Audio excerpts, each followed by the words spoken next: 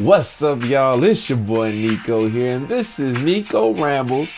And today, we're going to be talking about The Flash. I don't know if you've noticed, but I am a Flash fan.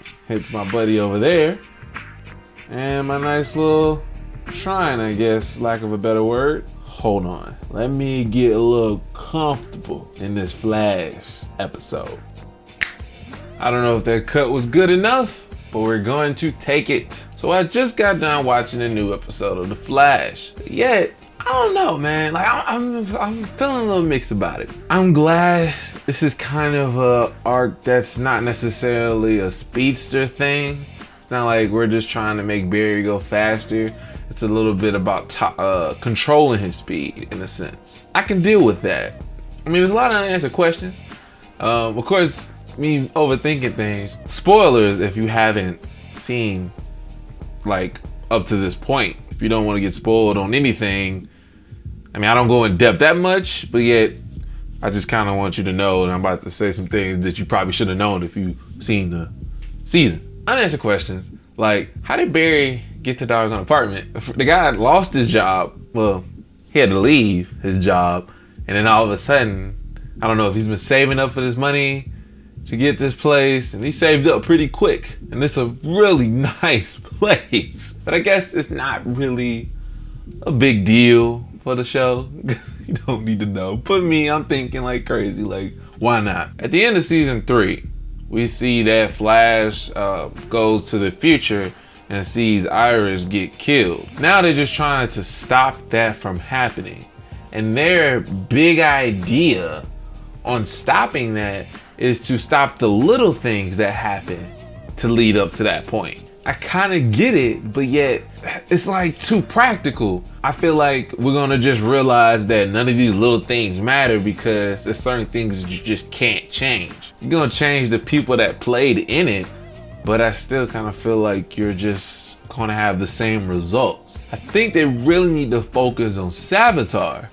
Like, I feel like he's really the reason. I kind of feel like Julian is going to play a part. And obviously he was Aquaman. I'm not sure if I'm saying his name right at all, but y'all know who I'm talking about if y'all watch the show. I think Julian is going to play a part on bringing Savitar back. You sent him to this dimension that he couldn't really get out of. He comes back.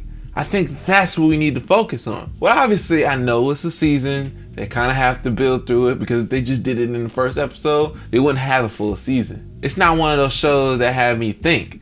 Like, How to Get Away with Murder always has me think.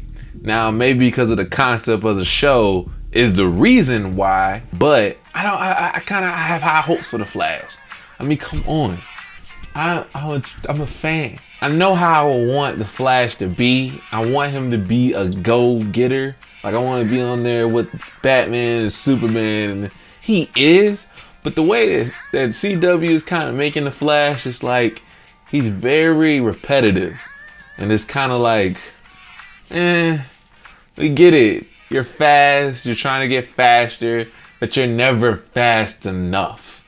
And it's like, I guess what else can you do with a speedster? I feel like I already see how this season is going, and I'm kind of like, I'm just hoping the season doesn't go the way I think it's going to go.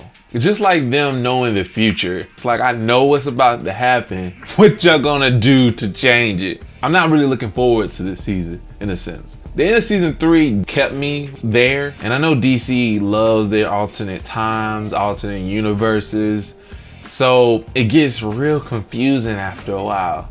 And especially since they got Arrow, The Flash, Supergirl, and DC Legends, they all kind of make you think like, okay, if this happened on The Flash, does this affect something in DC Legends? And sometimes they incorporate that the end of season 3, they did that. I like thinking, but I'm starting to think to a point that it's whatever now. I'm just kind of waiting for the season to get to the end so I can just watch them back to back to back to back. Now, me, I'm already invested in the characters, so I'm gonna tune in, of course. I feel like if I miss an episode, I didn't feel like I really missed out. And another thing, something about HR kind of doesn't sit well with me. It seems like he's just playing this background character after him being two-time main guy to look after. First, we figure out that he's the Reverse Flash. The second universe one was a little reckless. He kind of almost turned on Barry. And there's something about him that's going to keep that trend going.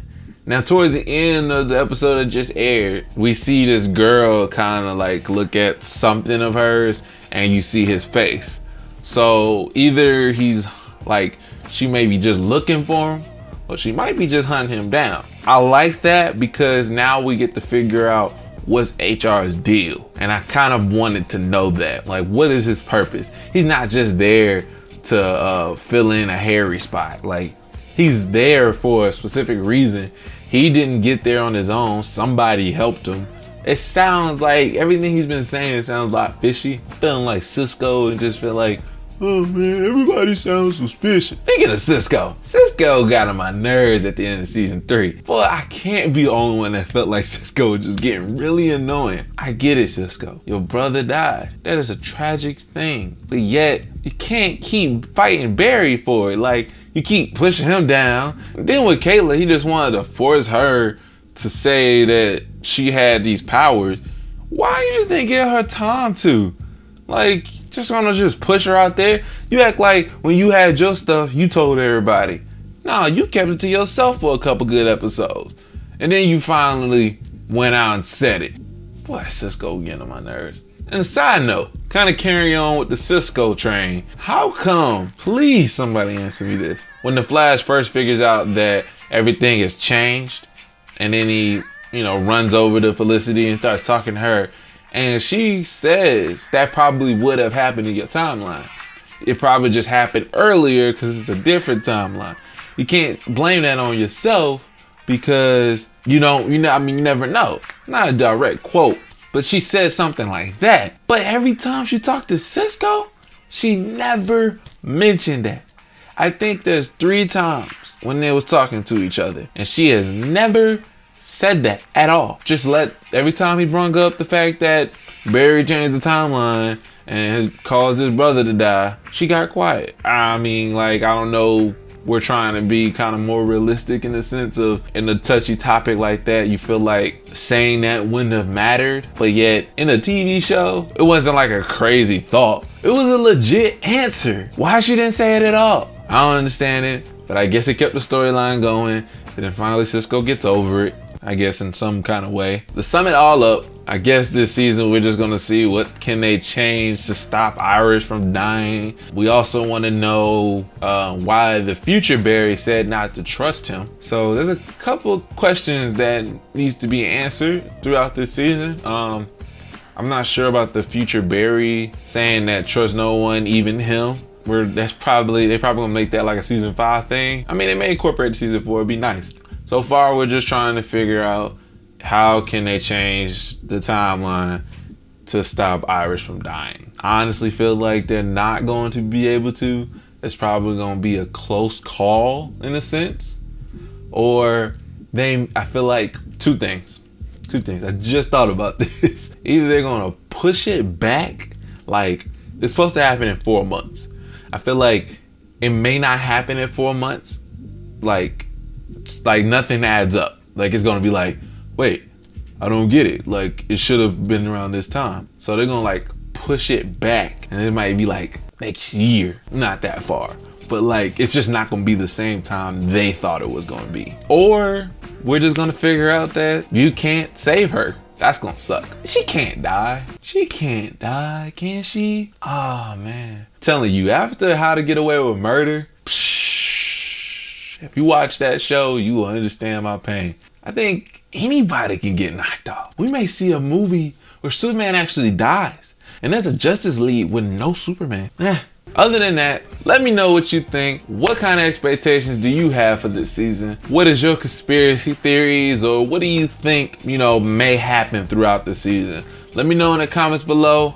Like this video, subscribe, and I will see you next time. Peace.